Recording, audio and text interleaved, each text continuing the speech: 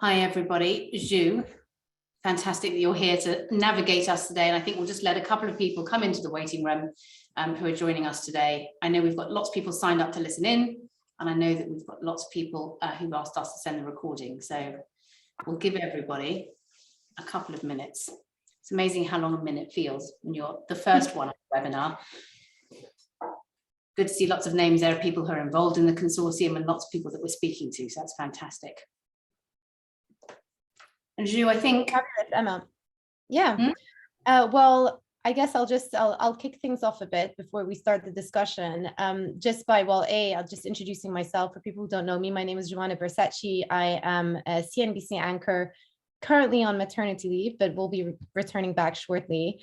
But I am truly delighted to be here. Thank you very much for asking me whether I did want to moderate this panel. I think it is such an extremely important discussion. And I think I am not alone in the feeling many months ago now. I can't believe it was, the invasion occurred, in February. So it's been, more than 3-4 months now. And I remember watching it and thinking so helpless and also so overwhelmed with sadness at what is happening to the world that I can't erase images of, those refugees lining up at the borders, of, families being torn apart, of entire villages being pummeled. And, I come from the Middle East, so it's also very close to home for me as well. And, in moments like that, you can choose to sit and do nothing and feel awful, or you can actually go and do something about it, which is exactly what you've done, Emma, and, truly inspirational. You're not someone to just sit on their laurels and say, this is awful. You are actually somebody who takes tasks to hand and say, I want to make the world a better place, and you are. So, I know it sounds like a bit of a cliche way to start off. So we're clear. Thank you. It's very kind. But, this is the reason why we're having this discussion today. And I'm really excited to hear what everyone has to say as far as what we are doing to help Ukrainian refugees in this country. So without further ado, I'm going to introduce all of the panelists we have with us. Emma does not need so much of an introduction, but in case you don't know who Emma is, she is the CEO of EnterpriseAlumni, and she's also the person who put together a consortium of companies addressing recruitment, language, and other challenges facing refugees on their arrival. We also have Anna Jones, welcome, the CEO of RefuAid, which she co-founded in 2015. And that is an organization we will hear a lot more about during the course of this discussion, but whose primary purpose is to provide practical support for refugees and asylum seekers in the UK. So we're going to hear more about what exactly that practical support entails. We also have Sarah Roberts. Welcome, Sarah, Head of Talent at Mulberry. And Mulberry is, of course, one of the companies sponsoring the RefuAid program in its second cohort. So we'll hear about Mulberry's participation in that. And then last but not least, Edmund King, the president of the AA, the Automobile Association. He has introduced a number of initiatives to address refugee challenges on arrival, such as simply driving in the UK. That is, not a challenge that you would associate with refugees, but of course it is a major challenge because you need to get from A to B somehow. So we'll talk about that as well. Emma, I am going to start with you, and perhaps, the first question, an overarching question, is why you decided to put together the UK-Ukraine Business Consortium to begin with. Well, I didn't. It definitely did not start with having any of the plans which anyone's heard about over the last 8 weeks. Initially, it started with obviously our business is alumni. We spend a lot of time talking about talent and the challenge of recruiting people. So a lot of my clients, customers and friends are people who think about people-related issues. And in the very first sort of couple of weeks of the Ukraine crisis, when people were starting to flee the country and were inevitably, some people were going to end up in the United Kingdom, a lot of people that I know sent me emails and gave me calls saying, how can we help? How can we get people jobs? And I have no idea why they thought that might be me, but I have a history of being involved in a collection of initiatives, a wonderful initiative called Refugees at Home, which actually puts refugees up all over the United Kingdom. And I've had kids and adults living with me for years. So I think people were struggling to find any way to help. And they thought, well, maybe because I often am involved in refugee-related initiatives, maybe I had an idea. So in very brief, I thought by the time the 10th person called, who was Jacqueline de Rojas, who's on the board of a number of listed companies in the United Kingdom, I thought, okay, there's obviously a problem here. Maybe what I'll do is I'll gather together a collection of business leaders. Maybe I'll identify a bunch of jobs. Let's go for 10,000, which employers would like to make available with extra palliative care, thinking about language issues, thinking about accommodation. And I will effectively get this group together and pull together an initiative that might pressure the government a little bit to move a little bit faster. I thought things don't seem to be moving in the right direction and I might be able to help. So initially, this was effectively a bit of a pressure group with a lot of large companies who were all clearly keen to recruit and weren't really clear how they could do that. What happened is we announced this, it was on the front page of the Sunday Times. There were 25 companies that were sort of very keen to be involved in some way, shape or form. By that evening, after being on the front page of the paper, it was 45, and by the next day it was 65, and it kind of carried on from there. I did go and see the government. The Minister of Refugees was kind enough to make time for me, but my sense when I was there, in brief, was that I could carry on discussing, talking and thinking about various things that I think weren't too hard to resolve or things that we should be addressing urgently, but I wasn't sure that that was going to happen in the time frame that felt like it needed to be done. So in that very short space of time, Anna found me, and I had looked around at all the organizations that are doing something for refugees. And of course, anyone doing anything meaningful, small or large, is doing a wonderful job. But I hadn't quite found the right initiative that I thought would mesh with the business community. Lots of people helping with CV skills and lots of people helping in other ways that are really important, but none that were really tangibly focused on getting people into jobs. And I'll finish off by saying, look, I have a history of a connection in some ways with the region. My father's side of the family were all from the Ukraine. My own family, my friends' parents have all come over here from all over the world as refugees, as engineers or professors or teachers, didn't speak the language, didn't have the money because they were fleeing in a time of terror through no fault of their own, to learn those skills that require certification in the UK, lawyer, engineer, professor, as I just mentioned, or teacher. How do you do that? Really, what you do when you get here is you rush to find any job you can to earn a living and put a roof over your head. So really, finding Anna was a match made in heaven. And let's talk about that match made in heaven then, because I think what you've raised is one side of the equation, which is the initiative that you put together. You know, these businesses do want to help refugees, and equally the refugees coming to the UK do want to get jobs, but oftentimes there's a mismatch between the two. And so that's where RefuAid comes in. Anna, I just want to ask you about what RefuAid is exactly doing to help place the refugees who are coming here, especially since, as Emma was just alluding to, so many of them will come with a certain skill set, but will end up taking on any job just for survival's sake. You know, you have doctors and engineers probably working as as taxi drivers or anything just to meet the bills. Where does RefuAid come in to address this? So we were founded initially by supporting 4 people who we'd met out in Lesbos in Greece and who'd arrived in the UK and were looking back to get back to work or get back into education. And 2 of those, one was a neurosurgeon and one was a dentist. And so I think we quite naively thought that there would be structures and processes in place because it made sense both on a humanitarian level, but also economically, for people to be able to get back into work as soon as possible. And actually, by helping people through that journey, we found that there wasn't a lot of support in place and it needed to be. So we support people who have a career or profession, so have fled their homes, partway through that career, or have already got a qualification in their home country.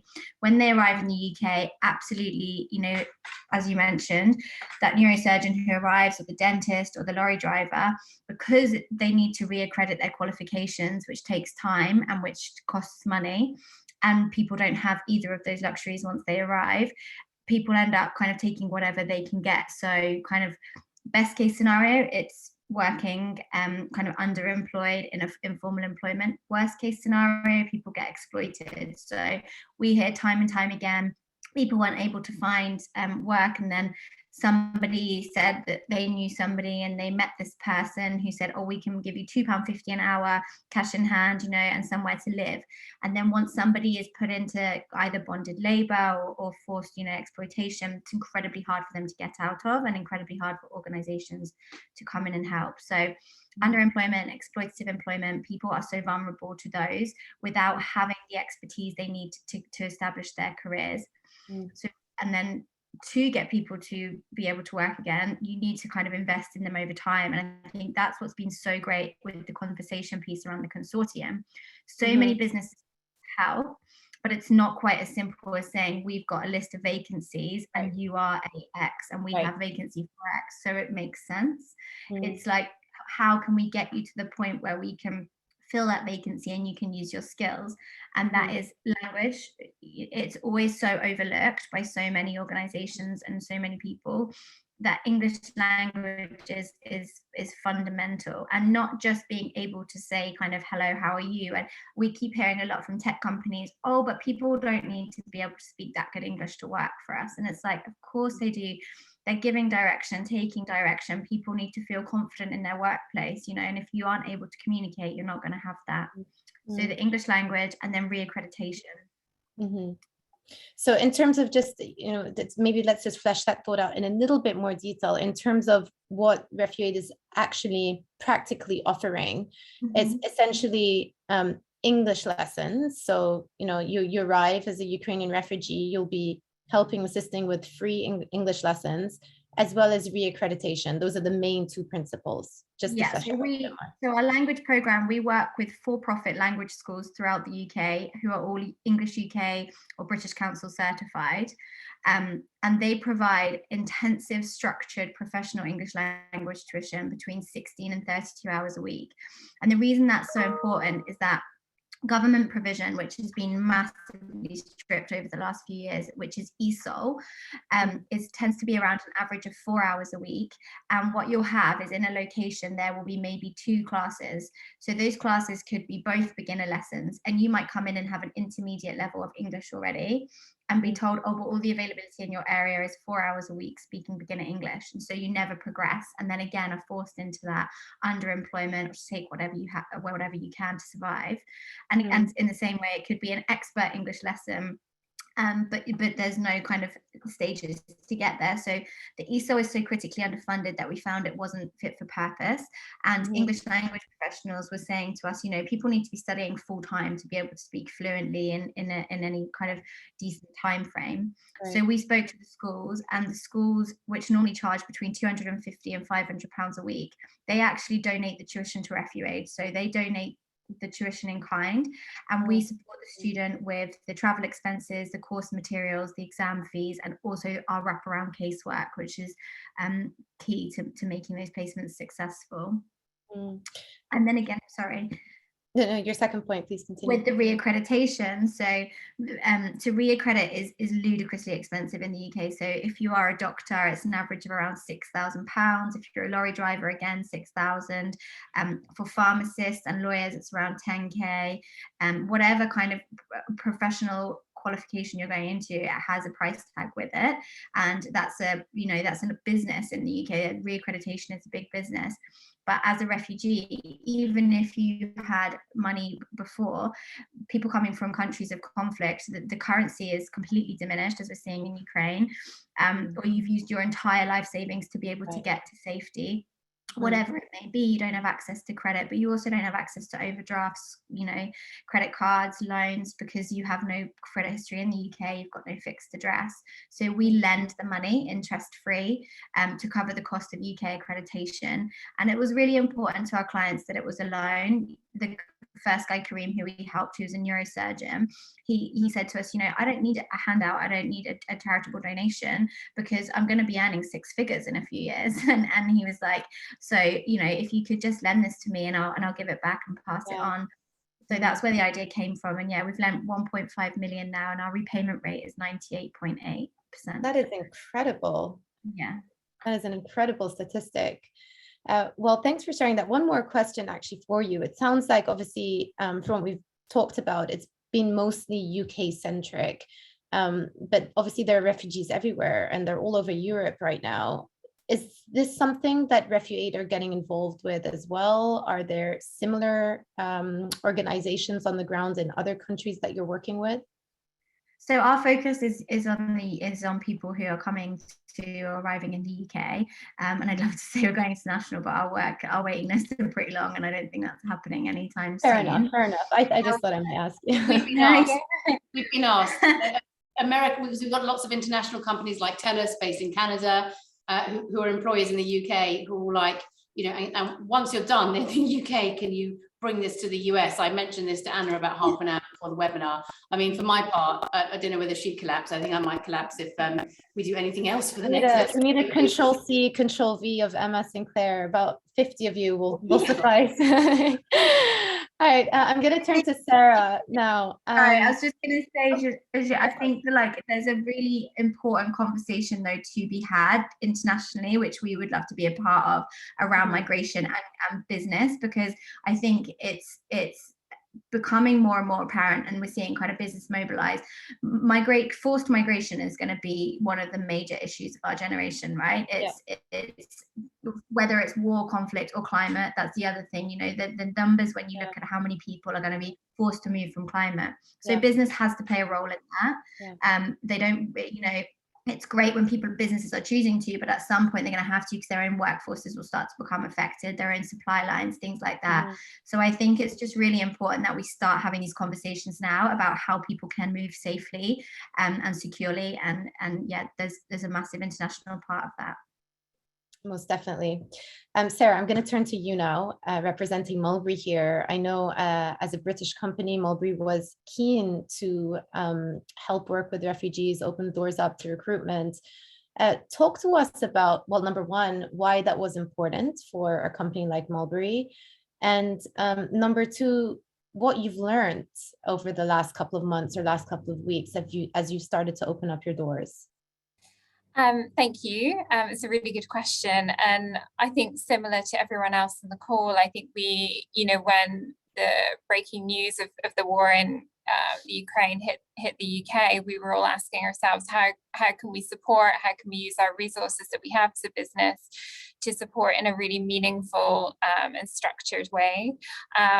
Supporting people is really in line with our culture and values at Mulberry. Supporting people and ensuring that an inclusive community is a really key pillar of our sustainability strategy as well, which is called Made to Last. And on a practical level, we do have a fantastic array of resources at our disposal, which we can use to support those in a moment of need.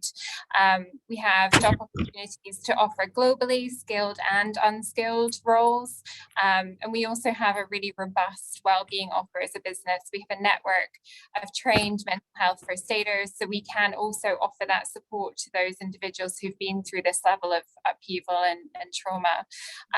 The partnership and collaboration is still super new. So we've only been in touch with Emma and Anna for the last couple of weeks. So we're really in a moment of discovery as to how we can best support the individuals who are arriving in the UK. And it might be that activity really sort of ramps up in 6 months' time once the refugees have been through their English language courses and qualifications, because that also really resonates with me, because absolutely we have roles that we could look at where a professional level of English isn't required, but it's also about making sure that that individual feels comfortable and confident and in an environment where they can thrive and succeed. The last thing that we want to do is to put people in a position where they're not comfortable and they can't perform at the level that they want to. Fair enough. Edmund, I'm also going to pose a question to you, being the president of the AA. I know that you've also introduced a number of different practical initiatives. Can you talk us through what AA are doing to help with the situation, and also, you know, why the AA has a big role to play here? Yeah, I think at first, like many individuals, many companies, we felt a bit helpless seeing what was going on in Ukraine and the plight of the refugees. And I think at the AA, we'd reacted quite well under COVID and set up initiatives. We helped London Ambulance get lots more ambulances on the road. We gave free breakdown to 8,000 NHS staff. So we had that kind of recent precedent. So we started thinking, well, at the AA, what do we do well and what will refugees need? And what we began to see early on, quite a few refugees coming into the UK were actually going to households in rural areas where there's no public transport, and to get around, they really needed to drive. Now, driving in Ukraine is fairly different to driving in the UK. For a start, you drive on the other side of the road, and then we have things like bus lanes, congestion charges, low emission zones, roundabouts, etc. It's really quite complex. And a few years ago, our charitable trust had actually set up a course called Drive Confident to help drivers who are a little bit nervous. So what we actually did, we changed that course to target it towards Ukrainian refugees. So it's a practical 2-hour course with a qualified driving instructor that basically shows them the rules of the road, what to do, how to get around. And we thought there'd be a trickle coming in, because I think I contacted Emma. I'd heard Emma on the Today programme or in the Sunday Times. And I spoke to Emma about how we could spread the word. And as ever, Emma spread the word pretty quickly. And in fact, we were inundated with refugees directly or the households, the homes where they were staying. So we've set up these courses. We've had more than 200 already, and we're restarting them in 2 weeks' time. And so it's just to give that confidence back, to get people on the road, to get them to adapt to life in the UK. Does the this may be a very simple question, but does the Ukrainian driving license actually work in the UK, or do they have to get another license? For the first 12 months, it's actually valid in the UK. Right. And if they actually come across in their own car, they can drive their own car for 6 months, but then it has to be registered. But it was quite interesting after meeting Emma and Anna, and Anna was talking about, I think it was Karim who she talked about before, that he turned up to see Anna and he just parked on these double yellow lines, not once, I think it was 6 or 7 times. He had a whole host of fines. And it was quite funny going away from that meeting. Sounds like one of my relatives, but yeah. Yes. But it got us thinking, well, that's quite a basic thing. So what else can we do? So what we've also done, and we'll be launching this in about two weeks, we've actually devised a whole course from our driver training division, DriveTech, and this will be an online course, and it actually covers your first question as well about, is your driving license valid? What do you do to import? All of those things. And then it goes through things like parking and smart motorways with red X's and things like that.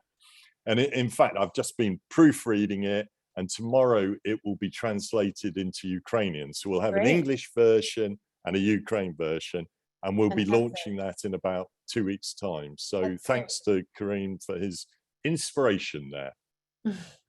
Anna, do you have any anecdotes of refugees and cars or anything you can tell us as to so it was the importance of being able to get around and drive safely? Well, just, we've had to learn. So in some cases, we've had doctors who've gone the whole way through their requalifications, taken them 2 years to get English language, full medical exams, GMC registration, ready to go.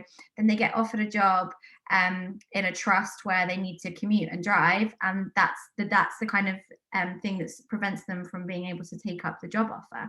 So it's you're starting to build your life again, and it's all the components that you need to put together without any resource, any network, kind of understanding the country that you find yourself in. So anything that can be done to make that a little bit more accessible is helpful. And it is that practical support. And I think that's where it's been great to work with businesses who are really keen to listen to those needs, rather than coming in with any preconceived notion of, we are the AA and this is what we're going to do. The meeting with Edmund was, you know, we are the AA, what do you need us to do? And I think that's really, really important to change the narrative. And I think where we've seen kind of corporate charitable relationships not work is where there's you know, any kind of dictation of what the thing that they're going to provide is coming from the business. I think it really needs to be a listening exercise for the business, both with us, but more importantly with our clients. You know, we always describe this light bulb moment that happens, and there is not a single business it has not happened with, where we are looking for mentoring opportunities. So we take senior leaders from within business to mentor somebody who wants to get back into that business. So one of our partners, Gleeds, I've just set up a guy who sadly has been made a refugee twice. He fled to Ukraine from Iran, and now he's fled to the UK from Ukraine, and matched him up with the chairman of Gleeds. So an amazing opportunity for them to kind of have to build that mentoring.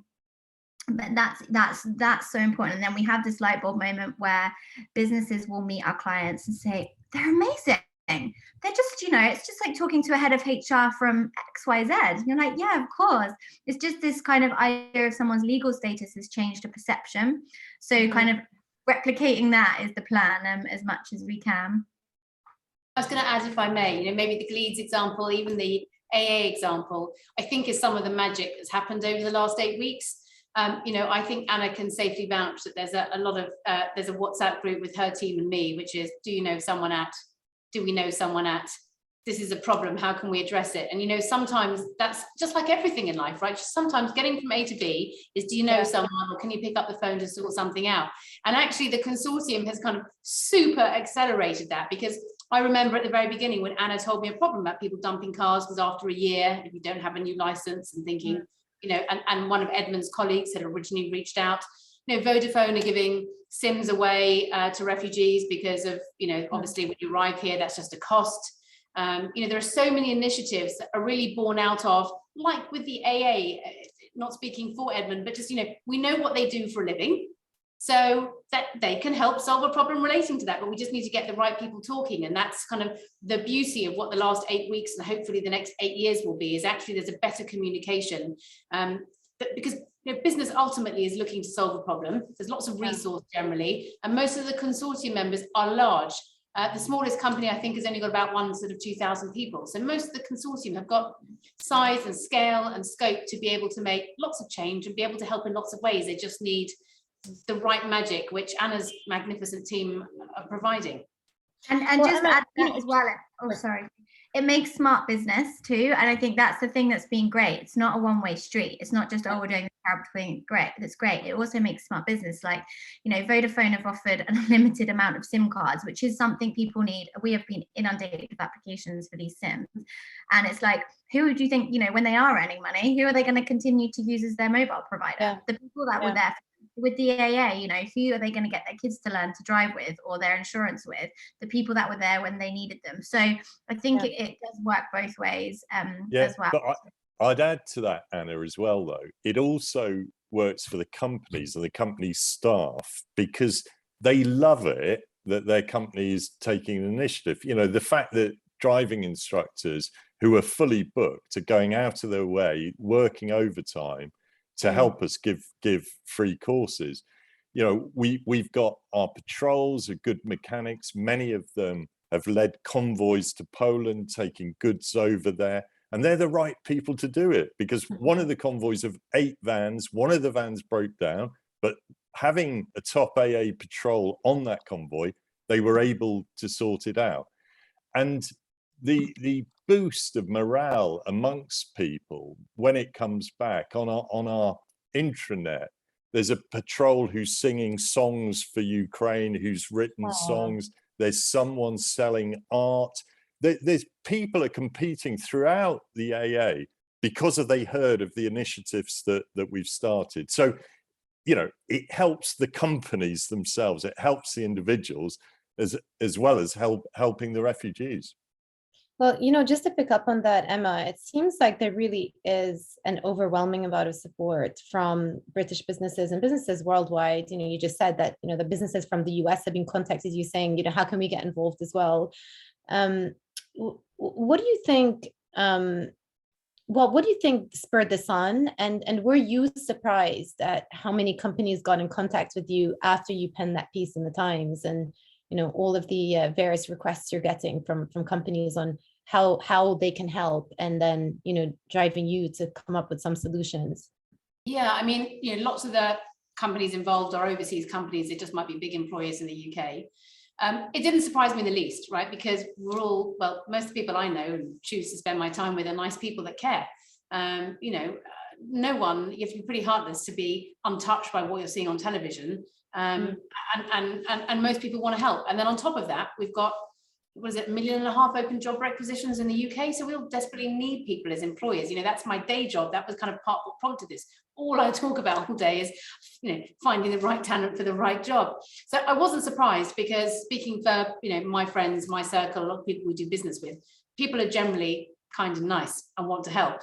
So on the one hand, no, I obviously when I started this thinking I'll cause a bit of, I'll put a bit of pressure on the government, I'll hand over a large group of employers that really want to be extra accommodating about jobs, and I made a couple of suggestions to the government. I did think that they would roll with this, and we need a skills database of where people are who are being put in homes. We need an online portal where all the lots of language classes that are offered free by local authorities, you just put your postcode in and see where it is. It's a maze.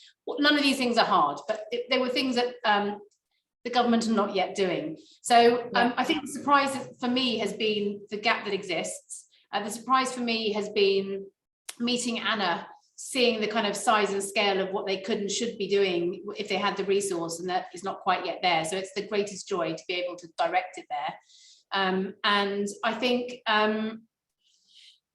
business is generally, there's a lot of talk about business. And one of the things I like doing, because I'm an entrepreneur and started a business, is reminding everyone that business is a force for good. There's lots of different ways that business impacts society, and lots of different views and lots of things people have to say, but we all want to help. So the one surprise though has been, I never knew it was possible to have that many LinkedIn messages from people you don't know. And as a side anecdote, I have spent my adult life quite often avoiding phone numbers, like most of us do, that I don't know that ring on my phone, because who knows who that is. Since this all started, I generally answer any phone call because it's someone from some large company that's got my phone number. So it's been an interesting night and weekend job, but it's gathering a life of its own. And Anna and the RefuAid team have done the most magnificent job of scaling up very quickly, because as those of us that run businesses know, sometimes throwing money and resource doesn't necessarily mean it works. It can be overwhelming. So kudos to Anna for navigating 140 introductions to companies that we're working with and managing it as if it was a just general day at the office. Well, Anna, just to tie it back to you then, what would you say are actually some of the challenges that people who have come and trained with RefuAid will eventually face at the end? What would you say are the main obstacles for them getting fully placed or just hired by organizations? Sometimes it's the really basic things that can stop people. So gaps on CVs. We're just in a bit of a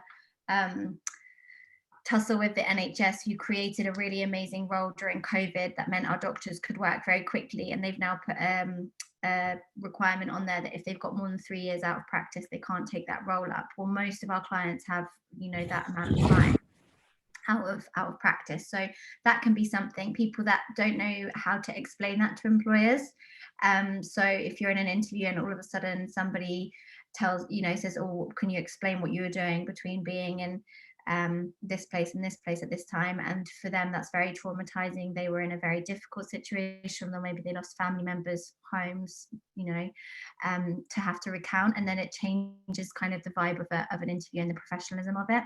So we always are advocates for people just really like owning their story where they can, but there aren't always people that want to disclose that. We support a number of clients who don't self-identify as refugee externally at all, because they feel like there's such a stigma around it.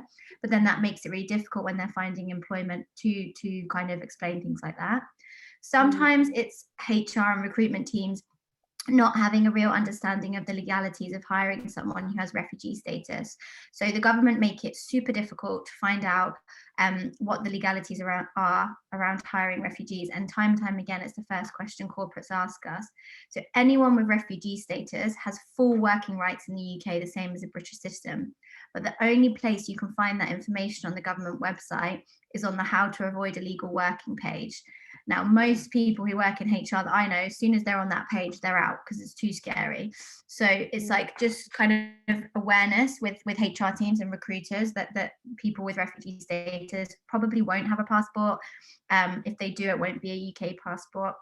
And we'll have something that's called a BRP, which they may never have come across, but kind of evidences their rights to work. Well, luckily we have a head of talent with us on the panel, so I'm very curious to hear what Sarah has to say actually from a hiring perspective. Some of the challenges that Anna just raised now, how do you counter them at Mulberry? And are there certain things that you're willing to overlook in order to satisfy what you were trying to achieve, which is to essentially hire people into your company, hire refugees into your company? Yeah, thank you. It's a really big question, and I think we're all still on that journey. I would echo Anna's sentiment that it is very difficult to find out information around employing refugees, but we have navigated that in the past and successfully overcome it. And I think for me, it's so often about an education piece within the business to recognise, what skills and behaviours and individuals bring into the role, rather than the particular experience that they have with a non-sort of Western or non-UK based employer, and the value that diversity and experience and opinion and life experience can bring to your team and department and culture within the business. So that's really the journey that we're on now. And yeah, I think so often we're faced with, listen, go and hire somebody who's done this exact role in a competitor environment and can quote unquote hit the ground running within our business, but recognizing that increased diversity within your team is only good for business and only good for the other individuals that you have working in that environment. I hope that answers that question. Yeah. Well, I guess I want to just go back to something we started talking about briefly at the beginning, which is the ability of this to scale up. And Emma talked about how quickly RefuAid was able to scale up in the UK. Let's talk a little bit more about that, Anna, and what more needs to be done so that it can scale up more and so that RefuAid can take on more people. What is missing? So our waiting lists have always been very long, and they are longer now than they've ever been. So we were getting kind of pre the invasion of Ukraine around 8 to 10 applications per week. We're now getting around 35 to 40 applications per week, predominantly for our language program. So language is the most kind of like the building block, if you like, of someone's being able to build their life in the UK. So working on scaling up our language program, which means signing up more partner schools. We are currently partnering with 104, it literally is changing every day. I think it's 104 as of yesterday, language schools, but we're also now working with universities, because all universities have English language teaching departments for their international students to do foundation years. So we've now partnered with Manchester Metropolitan University, Reading University, Swansea, I'm going to forget because it's literally all happening at the moment. But Man Met, for example, have got capacity to offer up to 40 spaces that we're just filling at the moment in their English language department. So that scale and finding those partners to work with who can provide that really high level of English language tuition, and then the funding that obviously comes with that. So we leverage millions of pounds in free tuition in language tuition, but it costs us per person to be able to utilize that. So support for growing that. Then the loan program, again, the reaccreditation work, growing that, and our employment. So our loan program hasn't yet seen a massive influx in applications. We always have a waiting list, but it's quite steady. And I don't think it's going to see kind of the impact for about a year, because people will be focusing on that English language. So where there will be some people coming in who are ready and need, I just spoke to a lorry driver literally just before this call, who are coming in, he's good to go, he just needs his HGV license reaccredited, and that's kind of rare. So we'll see more applications coming through that in a year, and again funding to grow that program. And then I think structure for us as an organization, so there's only 3 of us in the whole organization that are non-client facing, so it's been a bit mental to say the least. And we Sorry. Good, crazy, it's a good, they're good, all good problems to have, and it's the right time for us. But yeah, so just support with as an organization, and then more businesses who are open-minded and are ready to go, like the ones that we've managed to get together. And how do refugees hear about RefuAid? So it's always been social media. The first few years of us, it was predominantly Facebook, and then more recently, it's pretty much word of mouth. So communities. I mean, we now have. So we're also working on the Homes for Ukraine scheme. We set up a Ukrainian team.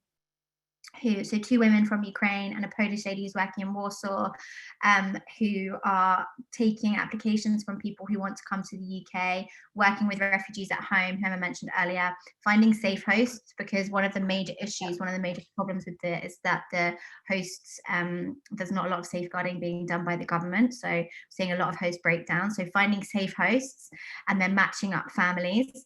And so that's really needed. But because we've hired people from within the community, and because in our wider team we also have people with experience, people know about us that way very organically, and then it grows, because people are the same all over the world. It's about your network. So if you're a dentist from Syria arriving into London, and your mate arrived a year ago and is a dentist, and they're being helped by an organization, you're naturally going to say, oh, where can I go to get help? And they're going to say us. And I do think the level of support that we offer is, we're about providing a platform. We don't feel any need to dictate to people what they should or should not be doing. We just believe that people should have access to those opportunities.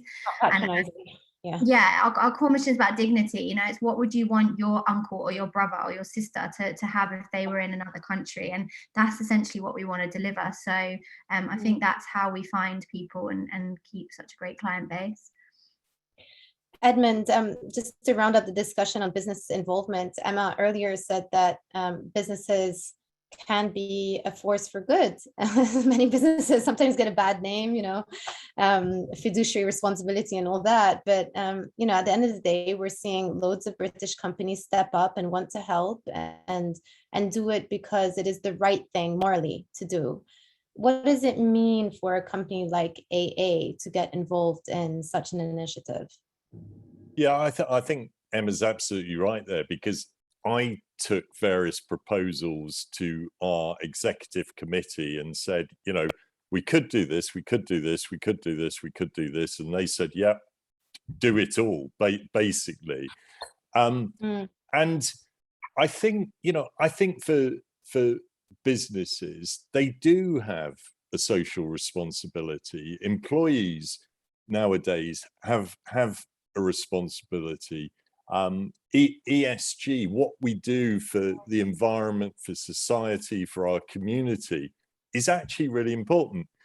And for me, I actually think doing that extra bit also helps your business. When you've got employees that feel what they're doing is worthwhile, then they will put in that extra to the jobs that they're doing. And we're seeing this, across the AA, not only with the driving instructors, but with the patrols and the convoys and all of this. So it does help us as businesses, as well as helping others in their hour of need. Well, Emma, if there are other businesses or companies that are equally inspired, how can they get in touch? Well, we have set up a site, which I will post in the chat, where people can kind of keep up to date, which is being launched soon, mainly to keep up to date monthly with news and key outputs. They can obviously contact me, and they can come through to RefuAid as well. We've got members of the consortium who are contributing to sponsoring the programs that Anna's running. We've got people who are of the same mindset running their own really useful and important initiatives like Vodafone or like the AA.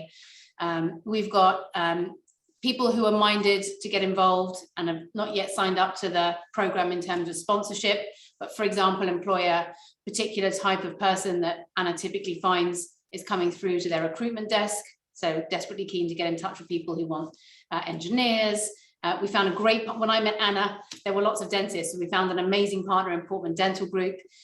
So I think, we've got a variety of ways and team members that I can direct people to, but as it's a relatively small webinar and I guess the first point of contact for another month or two, I don't mind being me, and I know Anna doesn't mind being her to start the conversation so that we can make sure we direct them to the right person in our group to speak to.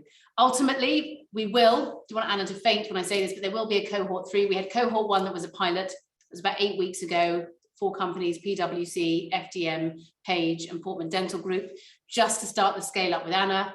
We launched 15 more companies on Monday, of which Mulberry is one. And it sort of ranged from the very big, like the BP, to Airfin at the smaller end of the scale, and Gusto, the meal delivery company.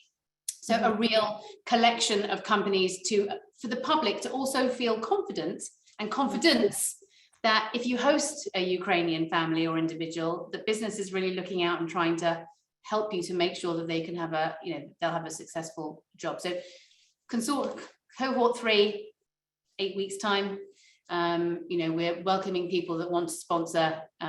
It's effectively a grant through to RefuAid. And hopefully this project and this sort of part of the RefuAid business will have a life of its own. And Anna will find sponsors for the other programs that are, that have yet to find the right partner. She mentioned the loan program.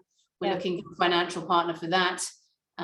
So this is hopefully just catalyzing things that RefuAid were doing anyway. It's kind of, connections on speed, so to speak. Fantastic. Well, I think that might be a good place to end our discussion, but I'm just going to keep the line open for about 30 seconds or so in case there are any Q&A that wants to, if anyone in the audience wants to ask Q&A, then we are here and are willing to take on some questions. I'm not sure if there's a way that people can raise their hands or whether they can just type them directly into the chat. They can know there's a Q&A function. So I'm keeping an eye on the question functionality here. And I guess whilst we give everyone just a chance if they want to, but I know a lot of people were listening in. I mean, I guess maybe a question for Sarah, which is, and I haven't asked you this, but presumably you hadn't heard of RefuAid before this happened, because I think that's been one of the really interesting things, right? Everybody wants to do this. And why hadn't I'm like, everyone knows UNICEF about children. I really want RefuAid to be the kind of home of jobs in the UK. Had you come across RefuAid before? We hadn't, and it's a huge frustration of mine that we didn't know, Anna, you and your team and your organization existed years ago, because I think we could have started this partnership a long time ago and really supported some of your clients. But hey, we're in touch now. That's the main thing. Hopefully it's the start of something really rewarding, on all parts. Yeah, well, I mean, it's just been a really interesting lesson, right? Which is, I didn't know RefuAid. Anna, literally, along with a lot of other people over the last few months, just sent me a note. I've learned about lots of other organisations doing lots of other wonderful things themselves.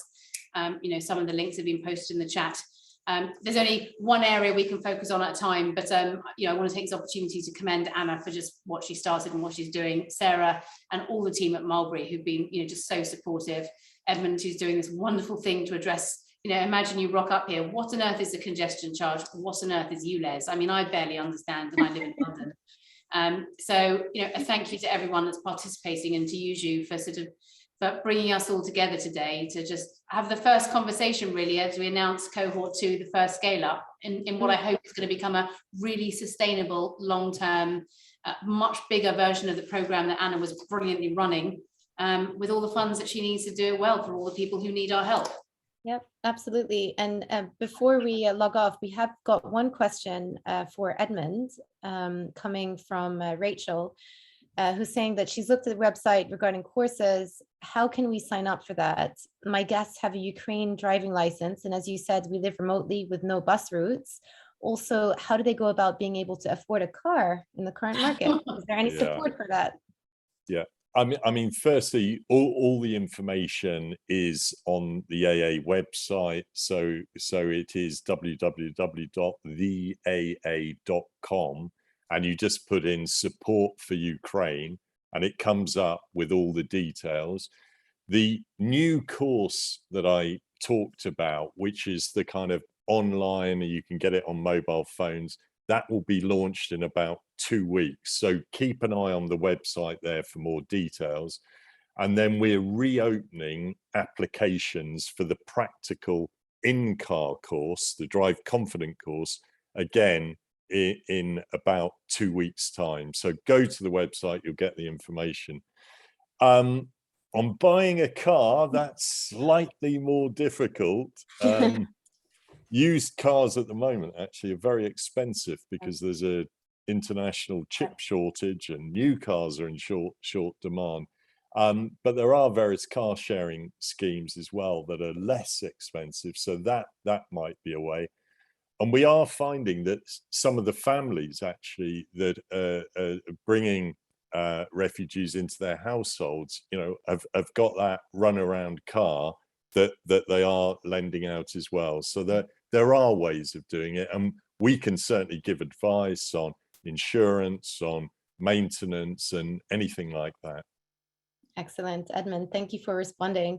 And thank you to everyone for the discussion today. It was really eye-opening. And as I started off saying, really inspiring as well, because I just go back to how I felt a couple of months ago, feeling helpless and like I can't do anything. And of course, here is a vast open opportunity for us all to get involved and for all of us to help make a difference, even if it's just a small one in someone's life. So thank you all. Thanks again to Emma for asking me to moderate this. Thank you to Anna and to Sarah as well. Apologies, and to Edmund, of course. Thank you, everyone. Thank you, Ju. Thank Lovely you. to see everybody. Thank Bravo. you. Bye-bye. Thanks. Bye.